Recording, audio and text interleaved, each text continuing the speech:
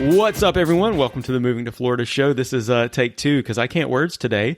But Mo and I are here to talk to you about Hurricane Ian. We missed a week there, so sorry, guys. But we are back up and still running a little bit behind as we record Friday morning here when we are normally releasing the show. Yep. We're just now getting to record. But Mo, what's up, man? How are you? All good, man. All good, man. This hurricane was pretty tough, bro. I mean, Central Florida, the people, I mean, I guess we got lucked out, but, man, people in the South Florida got it hard. Southwest side, man, they got hit heavy. So, man, it was quite devastating. I mean, it hit at almost a Category 5. It was hitting a 4. They said it might hit a 5, which is probably... Wind speeds were 155 miles an hour just before it made landfall. 157 is a Cat 5. So, I mean, it was just shy. And it hit right there at Fort Myers, so Southwest Florida. They got hit really hard, man. They are struggling down there right now. They are. I mean, there are parts of Orlando that are still not recovered yet, and absolutely, yeah. Like I was going down Reams Road, which is right behind Winter Garden, between Winter Garden and Windermere. That's that connector road, I guess, between the two, and that was still shut down because it still had flooding over there. Yeah, I'm like, that's man. We've talked about Reams Road before. That's like the back way to Disney. Yeah, right? That's the back way to Disney. For Winter Gardenians, however you say that. To the Disney University, the back lot for Magic Kingdom, the parking lot for them, for the employee parking is there. Yeah. So there's your hidden free parking. Yeah, well, not right now because that road is still closed. It's still closed. A lot of Kissimmee flooded as well. Yeah, I know we saw a lot of flooding going on in Kissimmee, and downtown Orlando got it pretty hard. Yeah, I don't know, Lake Eola side. Yeah, I don't know why particularly that is. A lot of old trees knocked down or limbs knocked off. Yeah, we're still seeing like people pick up trees and branches and all kinds of stuff around the area. I mean, it was pretty strong winds. I don't know about you, but we were getting those gusts pretty hard. Yeah, for sure. Hey, before we go too much further, guys, just if you're hearing some extra noise, like I said, Mo and I are recording on a Friday morning. Normally we record a little later in the evenings. It is, here in Lake County anyway, it is a teacher work day, so the kids are out of school. And so my son is up here in the loft next to me with his best friend is actually over for the day too. So they're having a little play date, hanging out, being boys. So I got a couple of 3-year-olds next door beating and banging. So if you hear some extra noises, that's what's going on. See, and they're starting construction on the house across the street again, too. Oh, brother. So you have all kinds of noises going on your roof. That's right. See, with me, I can record better in the mornings only because my kids, my teenagers, right, they like to sleep in. No matter what time they sleep, they could sleep at 9 p.m. at night. They will wake up at like noon, 1 o'clock. Is Orange County out today as well? Orange County's all out today. Okay. It's teacher work day. I'm surprised they gave them the teacher work day with all those after we missed several days for the hurricane. Yeah, so kids were out of school. So my son's in daycare, right? But it's at a private school. They got out. They did not get out early on Tuesday, but I think Lake County schools, public schools, did get out early on Tuesday, right? And then Wednesday, Thursday, Friday, schools were closed. Yeah, and I believe it was the same in Orange. Yeah, it was Wednesday, Thursday, Friday. Schools were closed. Monday, school was closed, and Tuesday they reopened. So they had an extra day on Monday. They were out Monday as well. That's right. Okay, yeah. Because a lot of the Orange County schools weren't ready to be open yet because of some had flooding, some had damage, some had damages and whatnot, and so they were like, we can't just open just a handful of schools and keep some of them closed. So they just said, you know what, we're going to clean everything up and make sure it's safe for the kids to go back on Tuesday. So the kids went back on Tuesday. They went to school Tuesday, Wednesday, and Thursday, and they have Friday off. They're out on Friday. I'll tell you, when do you guys ever go to school? Right. But yeah. Well, the hurricane, I know. Yeah, go ahead. Go ahead. The hurricane that came through, Ian, especially here in Central Florida, because we can only speak to what happened here in Central Florida because we both live here. It really wasn't like a Charlie, because I don't know if you remember, we had Charlie here, and that was the biggest storm that came through Central Florida that I can remember. So Charlie was 2004? 2004. That's when we had like a hurricane on a weekly basis. Yeah. So I know a lot of people were comparing the storm to Charlie because the track was very similar, both Cat 4 storms. But I know all the images I started seeing were showing Hurricane Charlie fitting inside the eye of Ian. Yeah, it was small and fast. So Charlie was, and this one was going, 6 miles per hour? Oh, it was 9. It was 9 miles per hour. Yeah, and Charlie was going about a good 20 miles per hour. But it was so fast. 9 miles per hour is a pretty slow moving storm. And we're not talking about wind speed, how fast the storm itself is actually moving. Yeah. So Charlie was 20 miles per hour. And Charlie actually came from the Daytona side. And Ian came from the southeast side. Southwest side, sorry. Gotcha. Okay. Yeah. Okay, I guess I misunderstood that. Of course, I wasn't around at that time, but I thought Charlie was like a very similar track. It was supposed to come back around, but it didn't. It went straight from the coast of Africa. It made its way all the way to Daytona, and it went through us and went into the Gulf from there. Gotcha. Yeah. So Ian was at one point looking like Tampa was going to take a direct hit. Yeah. They somehow always managed to dodge the bullet.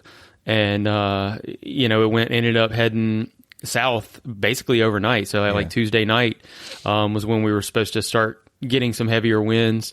Wednesday morning, actually, Wednesday nights when we were supposed to start getting the heavier winds. Right. So Wednesday, so we actually had my son's friend that's here now. He and his parents came over and stayed with us. We did a little hurricane party. Oh, nice. So I mean, that gave the boys something to do. We knew we were going to be trapped indoors. Right. So a couple of 3-year-olds, they got to play, and we got to hang out and have some drinks and do board games and all of that stuff. Cool. They got here Wednesday morning, and we just hung out all day. Wednesday was pretty tame. We started getting some winds in the afternoon. Right. Later on in that evening is when it really started whipping. Yeah. I'd say. And by that night, we had really the only thing we had here at our home was water was being pushed in the front door. Right. Right. You get that sideways rain, the wind-driven rain. It was coming in the front door. I mean, we just had a towel down around it. That night, we changed out, put a fresh towel down before we went to bed, and in the morning it was soaked, but picked it up, put another towel down. I mean, that was honestly pretty much the extent of it for us. So nothing bad at all. We lost power for 5 seconds. Right. I think it blinked a couple of times, went out for 5 seconds. I know you said you didn't really lose power either, right? Yeah, we didn't lose power at all. We were expecting it. I think the way the winds and the gusts were, we were expecting something to happen. But I was fully expecting to lose power. Yeah, and luckily we didn't have that many lightning strikes either. Usually during hurricanes, you get a lot of lightning strikes. We didn't get any of that here in Central Florida. I think that's why we didn't have more people in Central Florida lose power, because there was the whole storm, 24 hours, there were maybe 10 lightning strikes. Exactly. We get that on your average afternoon. Our summer afternoons, we get 10 lightning strikes within the first 10 minutes. Right. Yeah. So it was kind of odd that there was not more lightning with it. But yeah, I think that's why a lot of places maintain power here. Yeah. We did have a lot of places like downtown Winter Garden, I know, lost power for 2 or 3 days in different areas. So I think some of the older downtown areas did lose power. I know downtown Orlando was out. I don't actually know about downtown Claremont area, but yeah, the older areas with above ground power lines is where they did lose power. Yeah. Here, I'm on Highway 27, big highway with, they do have above ground power lines there, but it's kind of running everywhere. Right. And then the neighborhood, they're all underground. So yeah, that's why we didn't lose it. We didn't lose any power that way. We did lose power during Charlie, though. Charlie had a lot of thunderstorms and a lot of lightning strikes, and you could see the lightning hit these generators and hit what's it called, those power surges and whatnot. We were having power surges transistors everywhere. Exactly, the transistors, and it was just boom, boom, and you would see sparks going off everywhere from your windows. Because we have every other house has one of those little green boxes that you see out there. It would get hit.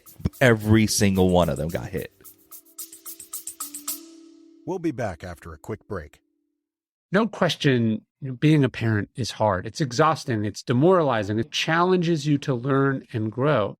I'm Ryan Holiday, the best-selling author, father of 2 young boys, and host of the Daily Dad podcast. Every day we talk about one lesson to help you with your most important job, being a parent. Each episode is a lesson inspired by ancient philosophy with insights from parents all over the world. We release one short episode every day and a longer, more in-depth episode on the weekends. You can click the link in the show notes to listen to the Daily Dad podcast on Apple Podcasts, Spotify, or wherever you listen to podcasts. Yeah. Yeah. Wow. Yeah. Yeah, so not much lightning in this storm. Well, let's talk about South Florida a little bit. Yeah. Like we said, we know that they've got it rough down there. A lot of flooding. They had a lot of storm surge, and then of course the heavy winds. You know, I'm sure all you guys have seen the footage of just flooding and cars in rivers and boats in marinas all pushed up on top of each other. I mean, I've seen that too. Mo, do you know anybody do you personally know anyone down there that was affected? I do. I have a couple of friends that live down there. They're actually friends of friends too. They live down in the Naples area, which is by Fort Myers, and they had a lot of flooding in their home and whatnot. So they had to move out of there. They thought they could, some of them thought they could, stay in and they'll be fine and whatnot, like power through it. But unfortunately they couldn't power through it because the water was so high over there. If you noticed in Tampa, the ocean was sucked in basically. Right. Yeah. The water went out of the bay. Yeah, water went out of the bay and it just got sucked in. And now I guess in Fort Myers, that's where all the water ended up. Right. Sanibel Island. A lot of these bridges, they no longer exist or they've broken down. So you can't, a lot of people couldn't get in and out from these smaller islands like Sanibel Island and whatever islands that are nearby. Well, there was Pine Island. I know Pine Island, the bridge was out, and in 48 hours, they built a new temporary bridge. Yeah. Back to the island. Did you see this? No, I didn't see the temporary bridge. I knew that there was no access to it. Yeah, they rebuilt the bridge. Wow, that's quick. It looks like a legit bridge with pavement and everything. They rebuilt the bridge into Pine Island to get people in and out and get supplies in. And yeah, I mean, that was pretty impressive. Within 48 hours, they had that done. I saw something about Governor DeSantis used money from the budget surplus, right? Just directed it right towards that and got the bridge built like that quick. That's impressive. That's impressive. That's really impressive. I mean, yeah, I'm sure that people were trying to stick it out over there too. So you needed people coming in and out, man. It was just devastating. And just looking at video footage and pictures and things I would say Fort Myers, Naples, Sanibel Island, Pine Island, man, those people got hit really, really, really bad. And just by looking at the pictures, you're like, man, this looks like, a third world country. You know what I mean? Right. The way the devastation looked like. I know a lot of people that are down there that are, living in mobile homes and living in older homes because Fort Myers is an older community versus Orlando. So you saw a lot of the older homes they don't even exist anymore. They're just flattened out, unfortunately. I feel bad for the folks down there, and if we can do anything on their behalf, and we would like our listeners to do some things too. You can always go to Red Cross website and donate there. You can go to your local food banks and donate there because I know the people down there are still need all this help that they could use. So please go ahead and go to your local areas and donate because I'm sure it will come and make it down here and go to the right people. Yep, absolutely. Yeah, we did have some friends down there as well in Fort Myers. They live on a canal. They ended up with 4 foot of water in their house. Man alive. Pretty much, everything's ruined at that point. You get a storm surge like that. So they're I've seen photos, on Facebook and stuff where they're posting kind of what they're dealing with, what they're going through. And it's just, they said they had to take everything out of the house. Just everything goes out to the curb. It's all trash at that point. Exactly. So they got a lot to replace. And it's rough for those folks down there. So for sure. Definitely, something to be aware of when you're moving to Florida. We haven't had a storm like this in years. Right? We had Irma in 2016. Right. That came across Central Florida. We left. We were brand new here. Yeah, I was on a cruise. Oh, what a time. I know we've talked about that on the show before. Yeah, so, that's been 6 years since we've had any kind of storm like this. So it was kind of... I hate to say the word, it was kind of exciting to see something like this because the way that they had this trajectory and the way that the weathermen. We were watching TV 24 hours a day, 7 days a week. Yep. I mean, there is a level of excitement. I wouldn't say it's a good excitement, but it's one of those nervous excitement type of things. But people in Central Florida, I don't think a lot of people moved out, even evacuated. We didn't have an evacuation zone in our area, did we? Or no, we did not at all. Call for that. Yeah. No, not at all. We did, we're inland, so we don't have that as much. Now, the coastal area is a little bit more because, like I said, at one point, it looked like Tampa was going to get hit. Right. And, they were right in the path. So I think a lot of people did evacuate from there. Actually, on Friday after the storm, we sold my wife's vehicle the Friday before. Right. And so we're shopping for a new vehicle. And so the Friday after we had found one actually over in Tampa, we found a vehicle. And we're like, we're going to go, Tampa's an easy hour and a half drive. It's a pretty easy drive over there. Right. Not on Friday after a storm. Not that there was storm damage because, again, the storm went south. But all the people were coming back in that had evacuated. Yeah. And so what normally takes an hour and 15 minutes took us 2 hours and 15 minutes. Okay, that's Just still the not traffic terrible. Going in. Yeah. Well, we ended up getting off of I-4 and going around. We took some back roads. They took some back roads. Okay, Yeah. good. Yeah, but Tampa was getting prepared for it. Tampa was ready for it. I mean, a lot of people evacuated, as you can tell, from what Judson said, people evacuated heavy. Clearwater evacuated. I know parts of the suburbs of Tampa all evacuated. I had a couple of buddies that live out in that area. They moved to. They just went inland. They just went to Orlando. Right. Nobody went north, east. just straight to Orlando, and that's it. Well, and again, we've talked about this on the show before, but that's what happens. We are far enough inland in the Orlando area that, the projections they were showing on Ian is it making landfall as a Cat 4, but by the time it got like just a little bit inland, it was a Cat 1. Yeah. And I mean, that's exactly what happened. It hits land in the storm weekends, it slows down. And we get winds, we get rains. Of course, you're going to have, especially if it's dumping a lot of rain, which is something that happened, Right. You're going to have trees uprooted because the ground gets soft. So all of that stuff happened, but there's not, as long as you don't have a giant live oak over your house or something, there's not a lot of danger. And I know a couple of trees fell down here. A couple of neighbors were complaining that their trees, fell on their car or on the side of their home. But we don't have that many mature trees in the newer neighborhoods because Right. they're still on those little stilts that they have. Yeah. And that's about it. So Well, go ahead. Well, I have a live oak in the backyard, and it was just bent. It was just bent. It's got a little bend to it. So I just I got some cinder blocks, actually. I need to get some stakes, actually, and put it in the ground. But I just got some cinder blocks to kind of weight it and a ratchet strap, actually, and kind of tilted it back in the other direction to straighten it up, and it's doing pretty good now. Yeah. But we don't have the mature trees, like you said. Yeah, we don't have the newer communities don't have the mature trees yet. So I have a question for you. So how do you think this hurricane is going to affect Central Florida as well as the rest of Florida? I almost wonder if there may be new Floridians that have moved in over the last 3, 4, 5 years, even over the last couple of years, that went to South Florida or, went to these areas that were hit a little harder to the storm. Right.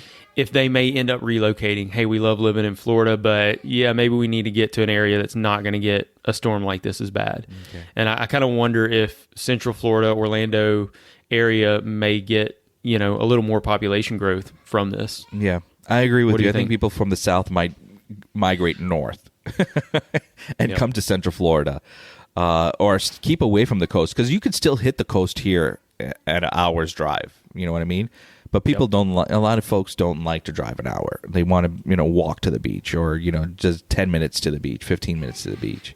And I get that. But at the same time, you got to. We do live in a high traffic area for hurricanes, so that might be something that they might want to reconsider is come to Orlando. Well, that's just one of the trade-offs of living in paradise. You know, is that we do have these storms. I mean, it's part of life in Florida. It's really been honestly very calm for the last 5 years. Yeah. So I hate to say that a storm like this was overdue, but it's really not a surprise. Right. You know what I mean? That it happened. Right. And we'll have more storms again. This hurricane season has been so quiet up until this one. Yeah. We talked about that before. Like, it's just been really eerily slow. Like, Right. Nothing happening.